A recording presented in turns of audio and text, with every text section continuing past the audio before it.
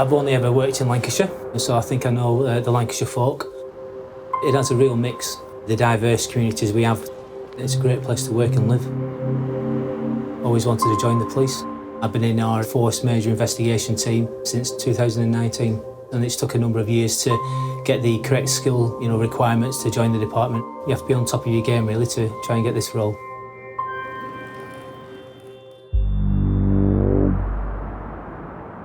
On the night of the 19th of November 2019, police received numerous phone calls from members of the public reporting that somebody had been knocked down on King Street in Blackburn.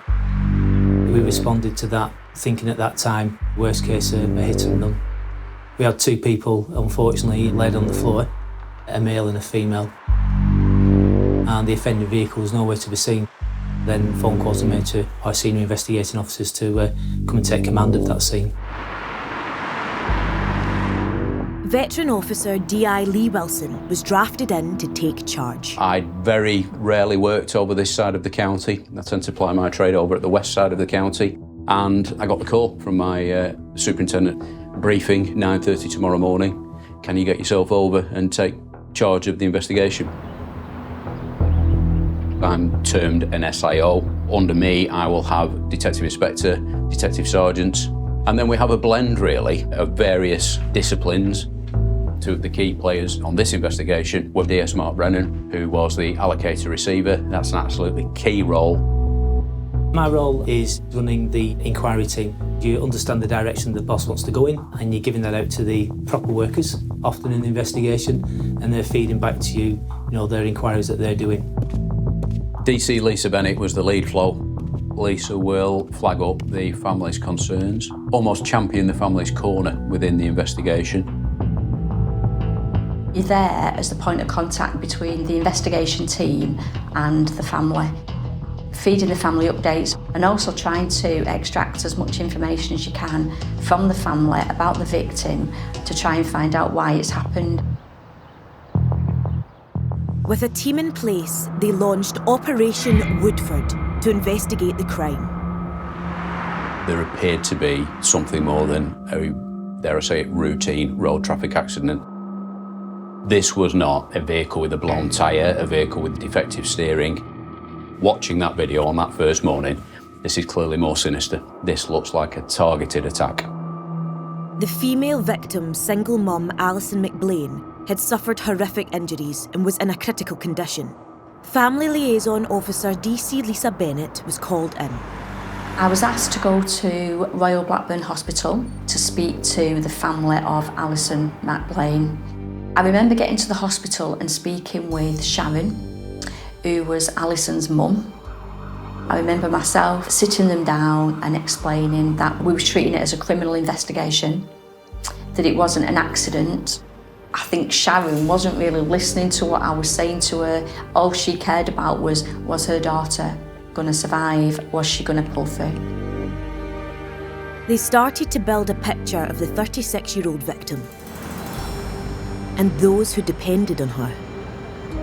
Alison had a young son who was 12. At that point, he didn't know what had happened to his mum. There's no easy deployment at all, but when it involves children, it's tough. Speaking to a number of eyewitnesses, people collectively were saying that they heard a noise, a vehicle driving, accelerating, with screeching sounds, but very few actually saw the actual impact itself. Although there were few eyewitnesses, the impact was caught on CCTV. From the review of the council CCTV, we could see the vehicle mounts the curb, gives a no quarter, hits the female. She's up into the air, off the bonnet, off the windscreen, and is thrown about 30, 40 feet. He collapses in a heap, and then you can see him get up. He's looking around himself, clearly looking for his partner. She sustained over 20 injuries to her body. The injuries to the female victim were extremely serious, described as catastrophic. The male sustained injuries mainly to his hands and his feet. You can see pedestrians are, what on earth has just happened? And they step towards the male, He sees his partner's coat on the pavement. Obviously his mind is in shock, he's trying to process what's just happened, and he walks towards the coat and realises she's actually there on the floor, still inside the coat, in a terrible state. And he says to a member of the public, "Look after her, I can't hang around," and he disappears into the night. With the male victim long gone, the team focused on finding the car, a silver Fiat Punto. It was fast moving to begin with. Any officers that can be spared are brought to major investigations like this, whether it be uniformed colleagues, CID, whatever it may be. Every available resource is involved in that initial phase because the priority is to get that vehicle. And the team effort paid off. The vehicle was recovered fairly quickly after the attack, down an alley about a mile or so away, by a traffic officer who noticed this vehicle, and in fact it was smouldering, the contents were smouldering. He had the presence of mind to extinguish the fire. We could see the accident damage to the front of the vehicle. That looked wholly consistent with the collision, and also that one of the tyres had blown out, which you could see on the CCTV with the sparks as the steel came into contact with the roadway. So pretty happy that we had the right car. What is in there that might lead me to identify who the offenders are? When we ran the registration through the police national computer, it came back registered to an identical make of vehicle, but it lived in a different county than Lancashire. Obviously we conducted inquiries with themselves, but it was clear that person had nothing to do with it, and the vehicle was running on a cloned plate. Basically, somebody had had possession of that vehicle and decided to mask its identity. And there'd been a concerted attempt to set fire to the car and, no doubt to my mind, to destroy evidence. So that makes me think straight away there's some sort of criminal element here, some element of pre-planning. Somebody's thought around this. How do we try and cover our tracks? With the car badly damaged, they were not sure what evidence, if any, could be recovered. And there was more bad news from the hospital, where the young mum's condition was deteriorating. So at that point, Alison was lying critical. She was on life support. I spoke to the doctor, the consultant, who basically told us that they didn't think she was going to pull through. And the next day, they would be doing brainstem tests to verify if there were any signs of life. There was very little on police systems around that car being used in Blackburn prior to the attack. So we really didn't have anything to put somebody in the driver's seat. There he is. Inside the vehicle was covered in soot. All the soft furnishings, the door linings, they were all melted. It was a really concerted attempt to try and destroy evidence within that vehicle. But there was forensic opportunities for us in the lower parts. In the footwells of the vehicle, we recovered a bag of sweets, M&Ms if memory serves, a cigarette butt, and a receipt for a local shop of an item that was purchased earlier that afternoon. Thankfully, had not set on fire itself. So our inquiries then were immediately turned to going to that shop and reviewing the CCTV. And news came from the hospital about the hit-and-run victim, Alison McBlain. And it all seemed to happen very quickly, that they told the family, unfortunately, there was nothing more they could do for Alison. They just turned the machine off and then she's gone. It is difficult. With the death of Alison, the team were now investigating a murder.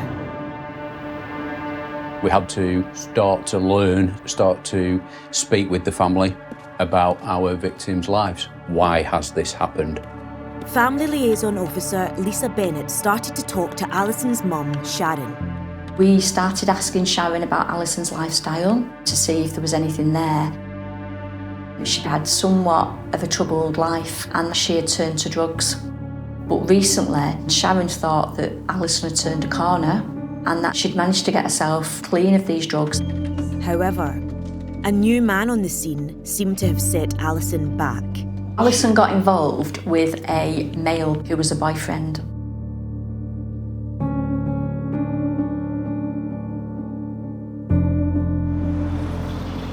CCTV from a local fast food shop confirmed that the second victim that fateful night was indeed her new boyfriend. He's the one person, to my mind, who can tell us who's most likely in that car. And I couldn't get to him because I couldn't find him. And I had to devote a lot of resources to getting hold of him. But eventually he came good. He's not the type of person who would want to speak to police officers readily, normally, but he did. He was quite open with us, admitted to being himself a drug user. It gave us the background and the reasons to why they were targeted. The evening prior to the murder taking place, he had stolen some drugs off another individual. We then started to paint a picture that it was those individuals we were interested in. So our two victims have been responsible for placing an order for drugs via this bully line, as it was called, this organised crime group, to purchase drugs, and instead of purchasing the drugs, they taxed, as they call it in drug parlance. They basically stole drugs from the occupants of that vehicle. It was approximately £60 worth of drugs. I think it's a fair assumption to make that if you tax or rob, steal from a drugs line, then there's going to be some sort of repercussions. The police still had no names, so they continued to try and build a picture of the events after the hit and run. This murder took place on King Street, so initially we do a survey of King Street. This is relatively town centre as well. You then start identifying the vehicle and its direction of travel, and you keep growing that CCTV survey, keeping control of that vehicle, moving on to its next street, the next location, and wherever that may be. The suspects had dumped the car in an area not covered by CCTV. But luckily there were cameras just along the road which captured them fleeing. We'd had relatively grainy figures on CCTV, people leaving from the dump site. They all went off in different directions, and it's then seeing where they go. We didn't know who the 4 occupants of the vehicle were at that time, but what we did know is that within half an hour or thereabouts of the murder taking place, the 4 people that were in that vehicle were all back in one address. Which was about, I think, quarter of a mile, half a mile from where the car was dumped. It wasn't immediately set fire to. What appears to have happened is that the individuals have gone back towards this home, and then they came back, or rather 2 were sent back, to set fire to the vehicle. So no doubt there had been a council of war, a gathering of the clan, or the group, or the gang, or whatever you want to call them, and they'd decided what to do next. As well as a growing understanding of what had happened, the house in question at last gave the police the identity of one of the suspects, a small-scale drug gang boss who seemed to be at the centre of everything. When we had these 4 individuals going back to this address and we arrested the male occupant, we would say that he's the head of this organised crime group who was given that instruction to go and do this revenge attack, because ultimately it was his drugs that were stolen. We then started painting a picture of all his associates. We've got a team doing these CCTV surveys of all the area, and we started to identify the occupants of that vehicle. Their best lead proved to be the surviving evidence from the burnt-out car. The main thing that we got from that was, there's a receipt here from a transaction at a local store 2 or 3 hours before the murder. Go to the shop, see if they've got CCTV, time the transaction, and with a bit of luck, we'll get clips of people around the vehicle. We were confident on who the driver was because many witnesses have said he's been the driver of that vehicle for some period of time. He was wearing distinctive clothing. He's wearing the same clothing earlier in the afternoon as he is in the evening. His forensics within the vehicle as well. The front seat passenger was an easy one for us to identify because only a week or so before he'd injured his foot and was on crutches. You know, when we have somebody running on CCTV on crutches, that was quite a good indicator that he's our man. We're looking around the hospitals, and sure enough, we start to pick this individual up. In relation to the back seat passengers, that proved a bit more difficult. But I went internally to departments within the police, departments who work with social services closely. Do you know these 2 young people? And we got lucky. One of them was correctly identified. The 4th one was our trickiest customer in relation to trying to identify who that final passenger was. We had several images of this individual on CCTV, but couldn't really identify exactly who he was, but he was consistent with a male that we had as a suspect. And then when we had the bottles of juice that was bought from the shop, and we recovered them back from the head of the organised crime group's address, when that person's DNA came back on that bottle, Mr. Wilson, the senior investigating officer, was elated. I want them all arresting. I want them all questioning. They tried to get out of town, but they couldn't get out of town. They hadn't got the money to get out of town and live on the run. And eventually, they just fell. They just fell into place, and they were arrested or surrendered. 5 men were now in custody, but one mystery remained. how had the killers known where to target Alison? Out of the blue, the family liaison officer took an anonymous call from a woman who claimed to have information. I got a phone call on my police mobile. It was a withheld number and it was a female voice, sounded younger, telling me that she had been with Alison moments before this had happened and that they'd had a conversation. I asked her for a name, she wasn't willing to give it to me. So I spoke to Sharon, Alison's mum, and told her how important, how crucial this witness was. If she could try and persuade her to come forward, then it would really, really help. So Sharon had a conversation with her and she gave her permission to give her name to me. The female was Caris Poynton. 28-year-old Caris was another drug user and a friend of Alison. We decided that we would have a look at what had happened in the immediate moments really before the attack. And what we knew was from the surviving victim that they'd split up briefly and that the female had gone into a local pharmacy just at the back of a garage forecourt, and she'd gone there ostensibly to pick up her methadone prescription. She was in there, we had the CCTV of that, she was wearing the same distinctive yellow coat. As she comes out of that premises, she, I suppose metaphorically and literally, bumps into somebody who she clearly knows. By looking at the CCTV camera, you would believe that they're friends. The female victim then left the chemist and walked on King Street. That female goes into the same pharmacy as our victim and instantly, and I mean instantly, is straight on her phone. Who's she ringing? Highly suspicious. Highly, highly suspicious. She keeps the door propped open and she's almost, we think, commentating. She appears to be studying where our victim's going. What you're viewing there is her contacting the Buller line to give away the location of a friend. She'd actually rung the people in the car. And we knew from other phone work that that group had put out to the drug-using community, if you tell us where they can be found, then we will sort you out and give you drugs or give you cash. And she literally put the black spot on her friend. She was at the funeral, clearly grief-stricken, and all the while she knew exactly what she'd done. She knew that Alison was dead, partially because of her. But when it comes to drugs, you know, some of them would sell their own granny. The reason her friend was dead was because she put that phone call in.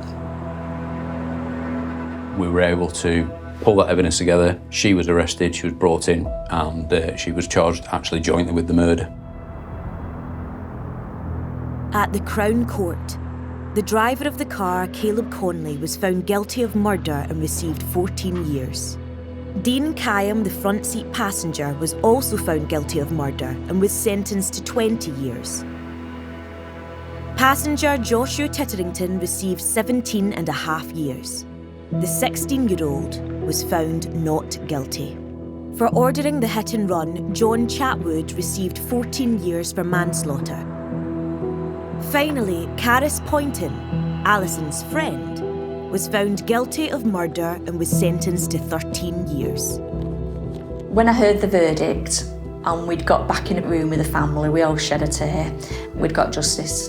But how do you ever replace a loved one? You know, how's a son never replace his mother?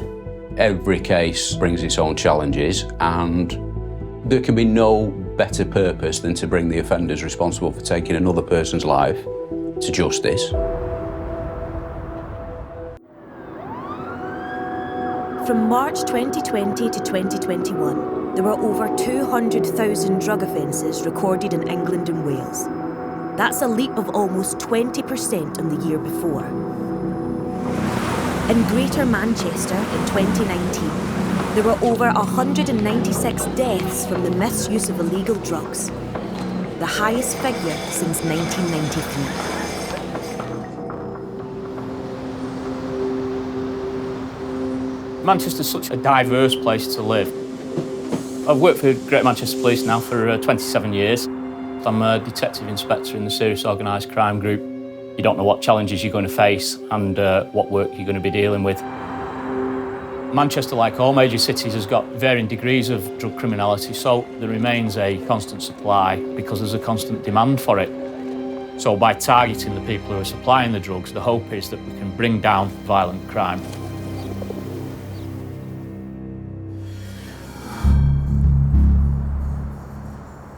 One family of criminals well known to the serious and organised crime group are the Dins. Who'd previously been known to the police some years ago when 3 members of the family had been arrested in connection with the supply of large amounts of Class A drugs.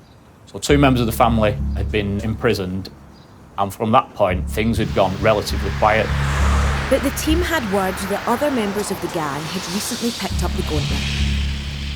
We then started to realise they had carried on going, but had restructured in terms of who was running things and who was now in charge. Omar Din, who'd fled to Dubai, had previously been in charge. His sister, Shazia, had taken over. The foundation's in place for us really to start doing more research, starting to run a wider operation into Shazia and her family. To find out the scale of the drug dealing, DI Smethurst built a team, including an officer with specialist gang knowledge, DC Chris. Chris is a real enthusiastic officer, very, very passionate about his role and expects the same from his colleagues, basically, in terms of if he's giving 120%, he expects other people to be giving exactly the same. DC Chris still works undercover and his identity needs to remain hidden. The job in the serious organised crime group is targeting and disrupting the top-level criminals, groups, organised crime gangs that are committing crime, i.e. moving large amounts of drugs, supplying firearms. We'll target them to disrupt them and if we can remove them from the streets. To target the drug dealing activities of the Din family, they set up Operation Heart. We were well aware of the Din family. They were previously known to the police. Abia Din had been convicted for supplying kilo amounts of cocaine in the Salford area years earlier, and now was on licence, and the information was now saying that another sibling, Shazia Din, had taken up the mantle of supplying those drugs. We will use a lot of surveillance, so we started to try and gain an understanding of Shazia's lifestyle and how she was coming by the income and the money that she seemed to have. But on closer investigation, the family business and online beauty shop did not appear to be generating this amount of cash. As we looked more into it, finances that were being declared by this business in terms of the profits that it was making, it didn't support the lifestyle that was being led by members of the Din family. The business sold everything from body lotion to mascara online, but nowhere near the volumes to account for their spending. That started to raise concerns, and we started to ask the question, well, where's the rest of this money coming from that they're spending, that they're living the lifestyle with, because it's not being generated legitimately. The team began surveillance of the rumoured new boss, 42-year-old Shazia Din. Other than meeting with family members, the only other person really that we could see any contact with her was the man from Doncaster called Peter After. He had previous convictions for being involved in supplying kilo amounts of Class A drugs. Rafter was well known within the criminal community within South Yorkshire. Surveillance officers observed Peter Rafter meeting Shazia Din quite frequently at various locations. That again raises more alarm bells with us. What is the relationship between these two people? So we started to try to gain an understanding of what that relationship was about and why it existed. Shazia and Peter Rafter would meet up, and it was almost like instructions were verbally given face to face, and then Peter Rafter would go away and conduct the exchanges, i.e. passing cash or moving drugs. Peter Rafter seemed to be a man who was connected with members of other criminal groups and would offer us opportunities to try and evidence the criminality of the gang. If we were going to be successful in investigating this group, he was going to be our way in. The team continued to watch Peter Rafter in the hope that he would lead them to the bigger prize, Shazia Din. But soon became frustrated that Shazia was never seen to be directly involved. Peter Rafter was observed meeting Shazia Din in Bury. After some communication, Peter Rafter then drove around the corner where he was observed meeting a courier and passing him a bag. The courier then drove with this bag to another part of Manchester where he was then stopped by a traffic patrol. The courier was arrested. He had a hold all with a large amount of cash. That money had been brought from a customer in South Yorkshire by Peter Rafter. Rafter was not arrested, but along with the courier and cash, the police seized a mobile phone. We were then able to establish his cell site, his call records, who he's in contact with and his movements, to establish how the couriers for this organised crime group were working. Just as they were starting to build a picture of the structure of the drug-dealing gang and its expansion in South Yorkshire, news came through which forced their hand. In an ideal world, we wanted to allow Peter Rafter to carry on out and about, meeting other criminals so as we would gain a better understanding of who else was involved with the group. We then received some other intelligence to say that Peter Rafter might have possession of a firearm. That in itself, obviously, is something that the police need to react to, and it became paramount for me that we either proved or disproved that intelligence, and the only way we could do that was by stopping Peter Rafter and then searching him, his vehicle and his properties. Peter Rafter was stopped in his van and he was found in possession of a revolver and ammunition, so he was subsequently arrested. Upon his person, he had keys to another vehicle which was parked outside his home address. Within that van was 28 kilos of amphetamine and 1 kilo of heroin. Peter Rafter received a lengthy custodial sentence. He got 12 years in total. Taking Rafter off the streets was vital, but it had a massive impact on the broader year-long investigation into the dens. We were left now with Shazia and a vacuum in terms of who's now working for Shazia. As an investigation, it was almost a setback because Rafter was central to everything we were trying to achieve. A second line of attack was to focus on other members of Shazia Din's family. We started to work out that her son Hassan was quite involved with the crime group and that he was potentially working on Shazia's behalf. We established that Hassan had got control of a new apartment within Bury Town Centre and wasn't living there. That had all the hallmarks that it was being used as a criminal safe house. We observed Hassan Din leaving in possession of a large, heavy hold-all. At this point, Abia Din pulls up in her Mercedes vehicle and Hassan Din enters with this large, heavy bag.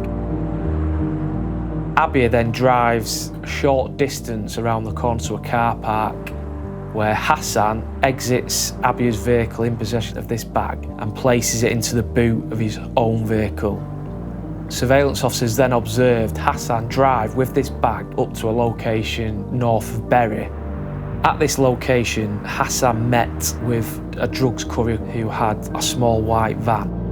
Surveillance officer observed the courier approach Hassan Din in the driver's seat and show him what we believe to be an encrypted phone as ratification that he was meeting the right person, because couriers don't always know who they're meeting, so passwords can be passed so you know you're meeting the correct individual. The courier then removed this hold-all from Hassan's vehicle and placed it into his home vehicle. The courier then drove from Bury all the way to South Manchester.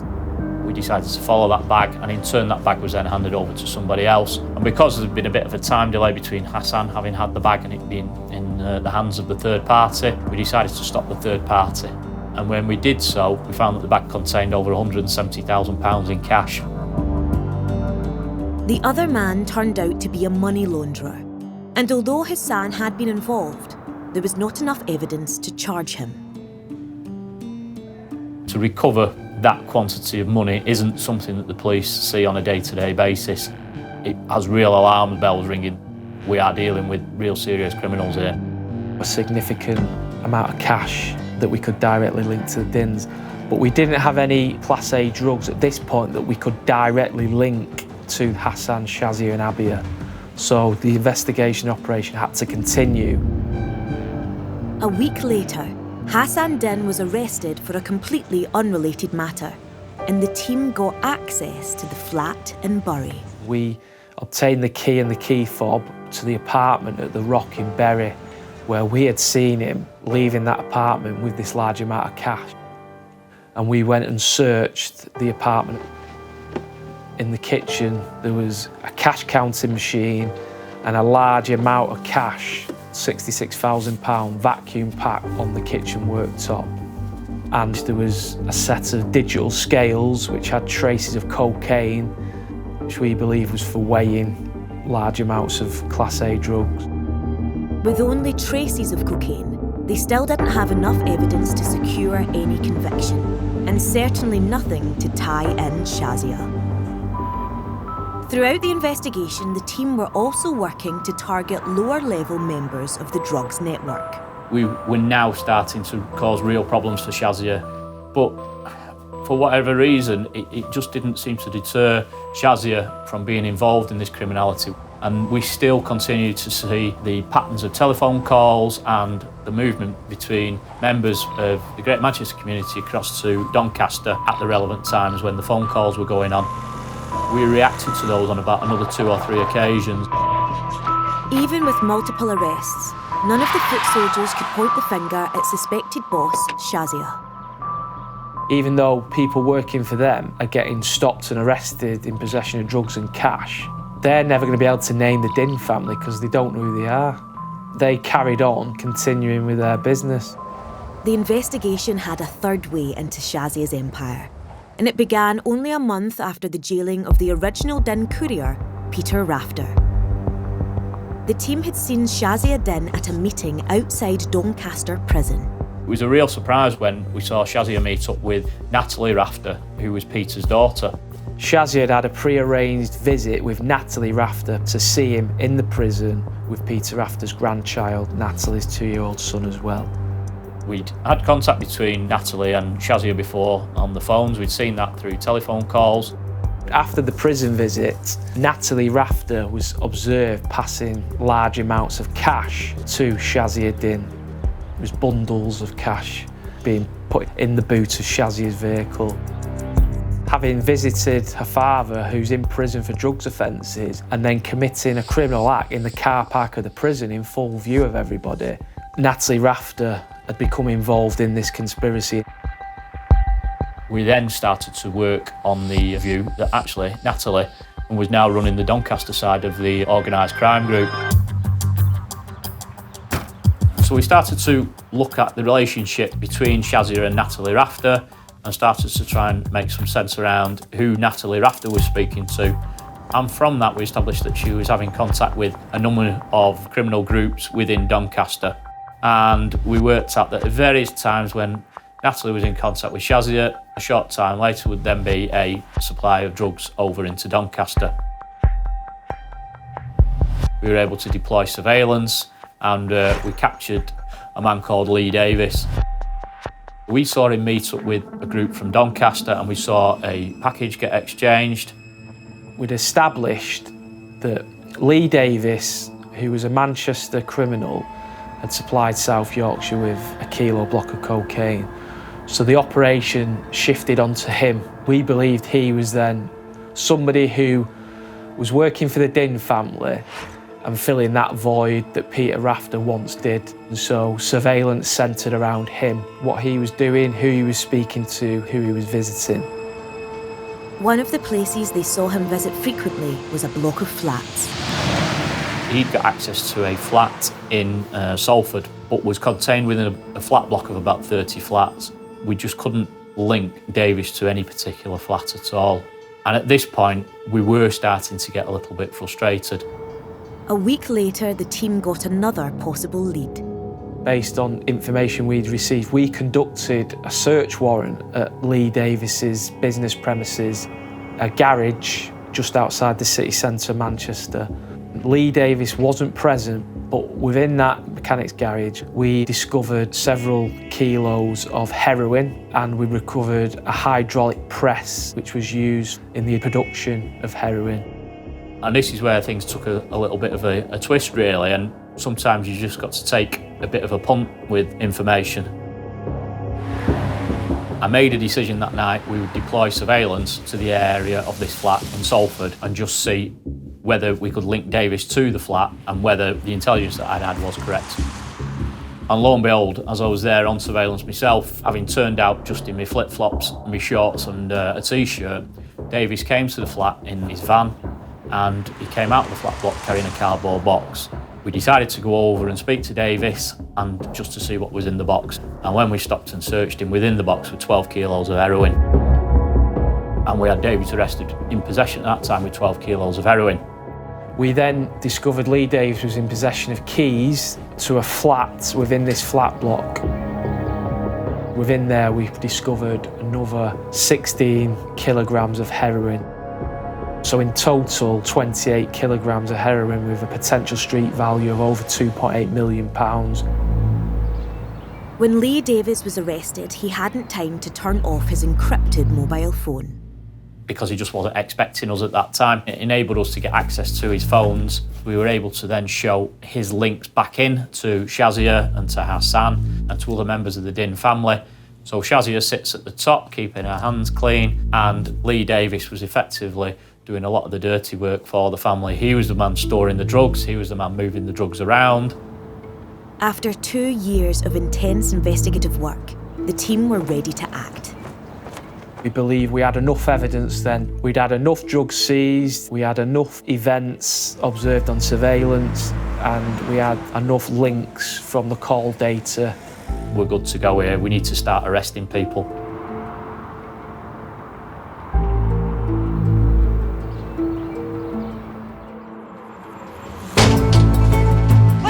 We were taking out Shazia and her sister Abia. We'd got Hassan, who was her son, who was doing the day-to-day management. Lower down that scale, we'd got the drivers, we'd got the people who were storing the drugs, and then we'd got Natalie, who was arranging the supply of drugs within Doncaster. From the business premises of the Dins, several thousand ecstasy pills were recovered from the office area. We conducted a warrant at an industrial unit in Doncaster and recovered a large amount of amphetamine, heroin, MDMA and cannabis, a street value of about £120,000 worth of drugs. The 2014 generation of Din criminals had been caught with £500,000 worth of drugs. The haul from the Shazia Din investigation was nearly £3 million. Shazia, you've been arrested this morning on suspicion of conspiracy to supply Class A drugs. No comment. So Shazia Din, what relation is she to you? No comment. How often do you see Shazia? No comment. How would you describe your relationship? No comment. Is Shazia a business partner of yours? No comment. Sorry. Okay, no problem. The Rock in Bury, which is an apartment, a flat. Do you know that address? No comment. When was you last there? No comment. So after you've both been to see Peter, why is his daughter putting large amounts of money in your boot? Don't remember. The daughter of a drug car. dealer. If you can't remember what it is, then how do you know it wasn't cash? Because I know it wasn't cash. It was because she gives me stuff, she gives me candles and stuff like that, treats for the dogs. The Din family remained largely silent, but Lee Davis suddenly claimed he had been forced into the crimes. I'm scared. I'm scared now, you know, and it's like, I'm dead. I'm a dead man walking. Okay. I've got nothing left in me, you know, I've got nothing left in me. I don't know what to do. So now linked to you, so that's 22 kilograms of heroin, which is worth over £2 million. Okay? The Dins were behind bars. The beauty booth business was shut down, and at Manchester Crown Court, Lee Davis's story changed and he pleaded guilty. He was convicted of conspiracy to supply Class A drugs and sentenced to 9 years.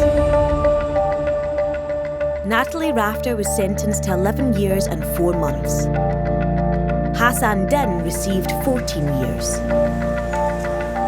Abia Din's previous convictions meant she received 18 years. And the family matriarch, Shazia Din, was sentenced to 15 years. It was the biggest case that I've ever worked on. It spanned over 2 years, the volumes of surveillance, the volume of drugs recovered.